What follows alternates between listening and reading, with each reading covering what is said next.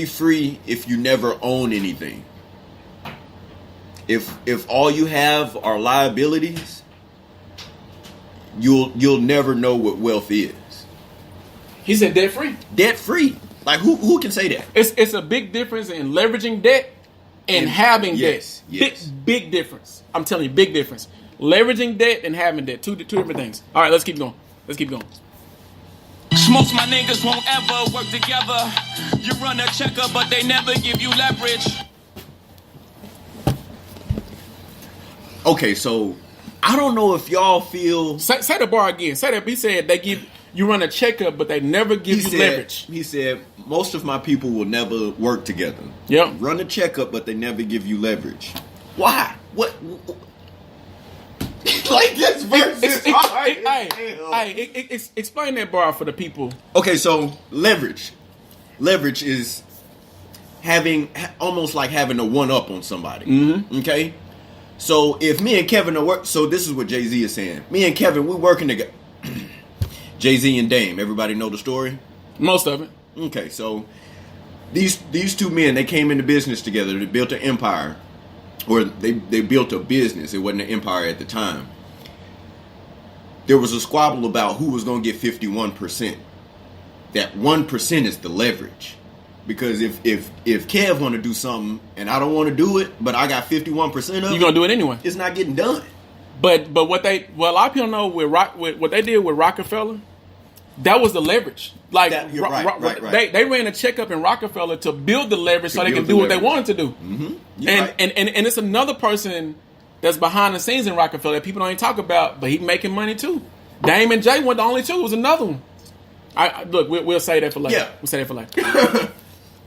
No red hat, don't Michael and Prince me and Ye. Ooh, stop it. No. Don't Michael and Prince but me. no, you gotta hear the record. Okay, yeah, my bad. No. I heard that. So I'm gonna go back a little bit. I'm sorry, people. Josh got excited before the bar was over because the rest of the bar make it but fit. Understand. Okay, pause. Okay, my bad. Pause. Give you leverage. No red hat, don't Michael and Prince me and Ye. They separate you when you got Michael and Prince's DNA. That's that. See, I wanted that. So he said, "Say what you gotta say for the first part. I'm gonna take the second part of that." Okay, so when Michael Jackson died, he owned half of Sony. Let that rest. Half of Sony and all of the Beatles the whole Beatle catalog. He owned it. Okay, so this is why ownership is so important. Those are assets. Remember what I said? If all you have are liabilities, you'll never see wealth. Assets is the total opposite. Like I may have $1,000 in the bank. That's just cash money. That's what we call that, petty cash. That's just 1,000. But if I own, this how you invested in a stock, yeah, and you own a piece of Nike. I own a piece of Nike, exactly. You're gonna get paid on that over and over again. I don't have to do anything. So now I'm making money when I sleep, and that's the goal. So when you have that in your mind and you're operating on that level and that frequency, you're a danger to the people. Never mind. You're a danger to the people that so-called hired you. They can't control you no more. Now you're not an employee. They can't control you. Huh? They can't control you. Okay. Let's get the rest of this song. Prince owned all his music. They can't make a dime off his. Well, they won't make as much as he will. Residuals. They ain't making the residuals. Exactly. They're making the residuals. Like residuals when you got money coming from you. Look, residual is so cool. You do something one time and get paid on it. Endless amount of time. You do something. Imagine doing something one time and you keep getting paid on it until you die. And even after you dead. After your kids getting paid from something that you did one time. That's a legacy. Let's keep going. I ain't one of these house niggas you bought. My house like a resort. My house bigger than yours. My spot. Come on, man. Now look, I like this. Come on, man. What? I like the fact that Jay was on. Now they killed Michael and Prince. Just understand that. They did. Don't Michael and Prince me. But whatever. I'm sorry I had to go back. I like how Jay, he he was letting you know that I got all this, and he said, you know what? Y'all already know this. Right. I ain't gonna say I talked about this enough. Right. Come on, man. Y'all know. Let's talk about something else. Man. All right. Rest of the bars. Bro, we still got a whole And we know. Let's we got 2 minutes of music. Rest of the bars. Bars is what we deal with. Bars. In the words of Funk Flicks. Rap better, of course. Oh, okay. We started without food in our mouth. They gave us pork and pig intestines. I gotta go. Come on, man. My route better, of course. We started without food in our mouth. They gave us pork and pig intestines. Shit you discarded that we ingested. We made the project away. You came back, reinvested in. Oh, I messed it up, y'all. Hey, I'm sorry, man. Of course, we started without food in our mouth. They gave us pork and pig intestines. Shit you discarded that we ingested. We made the project away. You came back, reinvested and gentrified it. So niggas pause. Woo! So everybody look up, if you don't know the word gentrification, look it up right now. And matter of fact, put the definition in the comments. Do you see how he set up that bar in a way where he said we started with nothing?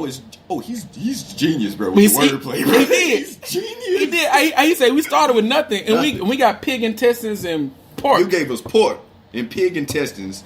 Then he shipped to the project. Things that you would throw away that we ingested, and we still live, and we still alive. Now shift to the project. Shift to the projects, bruh. Oh my God. Gentrification. That's where gentrification comes in. Look, man. So essentially, what happens is a gentrification. Look it up, but they go in.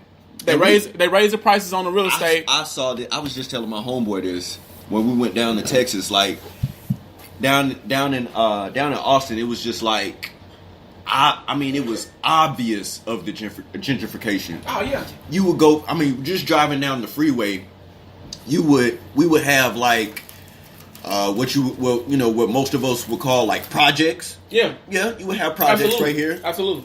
Right next to them are like, let's all say Fountain Blue. Everybody know what Fountain Blue is? Bruh, let's look. The income difference in those two apartment complexes.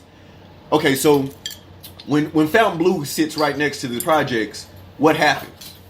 The property value goes up. Mm-hmm. So what does that mean for the people that live in the projects? Taxes go up. Taxes go up. Taxes now you go can't even afford to live in the projects now. Now, Josh, let's bring this here to. And this is systematic. We from Little Rock, Arkansas. We from Little Rock, man. So over here in Argenta, it happened. It's happening now. Now look, if you're in Arkansas, I highly recommend you do this. In any other state, go to your city center, wherever it is, like wherever your courthouse is, wherever it is, go there and get the city plans. Yep. They have to put it in the city plans before they start doing it. But if you're not paying attention to the city plans, you out of the conversation. So you wonder why your grandma getting kicked out of the house. Right. Because the property tax is so high. Can't afford it. Gentrification at its best. In the system. Sense of pride and how that's free. And the people stole a soul and hit niggas with 360s. Woo! How you steal something that wasn't even yours. and it wasn't yours, and then make it illegal for somebody else to come over here? This dude said he talking about deals too. He talking about these rappers taking these 360s. Oh yeah, 360 deals. I sold my soul and now I'm taking a 360. Yeah. I put my soul in this music, bro. Mm-hmm. Everybody get paid before I do, but you sold your soul, man. What? Hey, Larry, you're right. Larry, we talking to people on our podcast tonight. I mean, on the Facebook Live. You're right, Larry. When you was home, it looked different. But I'm telling you right now. You said a hipster neighborhood. Bro, it's $300,000 condos over there. Condos. Larry from Little Rock? Yeah, Larry from Arkansas. Yeah, Larry. I don't know how long you been gone, my guy. I'm gonna let that sit. Let that sit for a minute. It's $300,000 condos in what once was the hood. 300,000. 300,000. That means like this room we in, because I understand we're downtown. I'm downtown Little Rock. Let's let the rest. I remember living off Pike. Like, bruh, we would never, ever think about having an apartment complex that you got to pay $800, $1,000 a month for. I'm gonna tell you, who living in them? I'm gonna tell you this, bro. This is my observation, seeing what's going on. Yeah. And look, shout out to all my people that's putting in work. Let me just say that. When I saw in the hood that I'm from the hood, I'm from the hood. Yeah. When I saw white people, white men and women riding bicycles through my hood, Yeah. I ain't never seen it before in my life. Change. That's how you know you're. That's how I knew. That's how I know it's like. That's when I went and looked at the city plans. I was like, something finna go on. Right. And we being left out because we're not paying attention. When you see Caucasians riding bikes, in the middle of the hood, walking dogs, they feel safe. You feel me? Understand the psychology of it. Yeah. So Kevin told you about the city plans. I'm gonna tell you about the people. When people feel safe, they do normal stuff. Like riding the bike, walking your dog. You don't go through the hood and see people walking dogs. You see stray dogs walking through. Yeah, they walk themselves. Or you may see the random the guy that they had a pit bull. Yeah, had a pit bull. He may be walking. You know what I'm saying? You go walking in. But that's a hood situation. When I saw them riding them bikes, bro. You saw Steve and Jill riding them bikes? Man, and they feel safe, bro, y'all. off Washington. They bike riders off Washington. I got shot at off of Washington, bro. I got robbed off Washington. You got robbed? Well, I almost lost my life. And these two stories, these random two people, happened to us. You know about the Washington Street or Washington Avenue area should let you know what type of area it is. Just give or you was rather giving your hands up, like letting you understand it, man. They're doing it to everything from the west side of 630. They did it to the East End. There ain't no more East End. It's gone. It's gone. Because people couldn't afford to stay in the place that they was living. They say, well, you can't afford it here. All right, we'll buy you out for this. We got to keep going. Keep going, man. We got to keep going. We'll talk about that forever. All right. I ain't got $1 billion streams, got $1 billion. Inflating numbers like we po be happy about this. We was praising Billboard, but we were young. Now I look at Billboard like, is you dumb? To this day, Grandma afraid what I might say. They gonna have to kill me, Grandmama, I'm not their slave. They gonna have to kill me, I'm not their slave. It comes a point in your growth where you have to stop allowing people to dictate your life. When you know better, you do better. Yeah. Jay-Z is saying, like, it comes a point when you get tired and you no longer want people to continue capitalizing on you, and then you're willfully giving them the money. Like, you like, look, beyond this rap stuff that we listen to right now, the one thing that God gave you was the power of a choice, of making decisions. You have free will. Free will. If you are not using your free will, how can you say you're using what God gave you? Ooh.